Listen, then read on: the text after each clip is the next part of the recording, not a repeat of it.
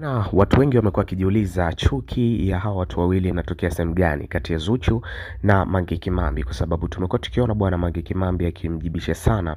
Zuchu katika mitandao ya kijamii, vivyo hivyo Zuchu anakuwa anajibu katika mitandao ya kijamii. So kwa kuwa wewe ni mwanafamilia wa Hot Data 24 na New Trending, nitakusogezea issue nzima ya nini kimekuwa ni sababu cha Mange Kimambi kuweza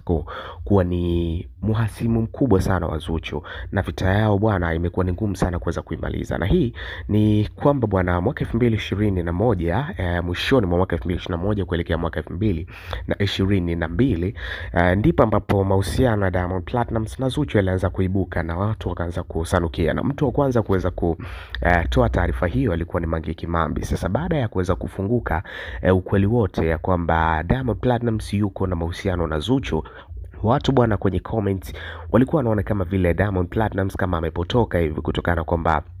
walihisi Zuchu sio mtu sahihi wa kuwa na Diamond Platnumz katika mahusiano hayo, na hivyo bwana ikapelekea kuleta mzozo mkubwa sana kwa comments za watu, hasa kwenye page za Mange Kimambi na vitu kama hivyo. So Mange Kimambi akaamua kuweza kubeba ule mzigo kama ni kwake kwa kumtetea sana Zuchu, na hata pia walipotoa baadhi ya ngoma zao ambazo wako pamoja alikuwa anazicheza na kuweza kuziimba kwa pamoja. Lakini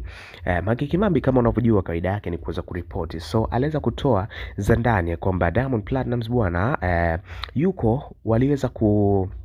ingia kwenye mahusiano pia na Gigy Money na kuweza kulala na yeye anadai kama hivyo nyumbani kwa Diamond Platnumz, Zuchu akiwa amelala floor ya juu nikimaanisha gorofani kabisa, lakini Diamond Platnumz akiwa amelala chini na akaweza kulala na Gigy Money. So story ile iliweza kumuumiza sana Zuchu kiasi cha kwamba kuanza kureact katika mitandao ya kijamii na kuweza kuzungumza mambo mengi kuhusiana na Mange Kimambi, akaweza kudai kwamba huku anakukaa Marekani bwana analala store na vitu kama hivyo, akamtukana vitu vingi sana. So yale matusi aliweza kumuumiza sana Mange Kimambi kiasi cha kwamba akaweza kuingia live na kuweza kuprove kwamba ni sehemu gani ambayo anaishi, kwamba anaishi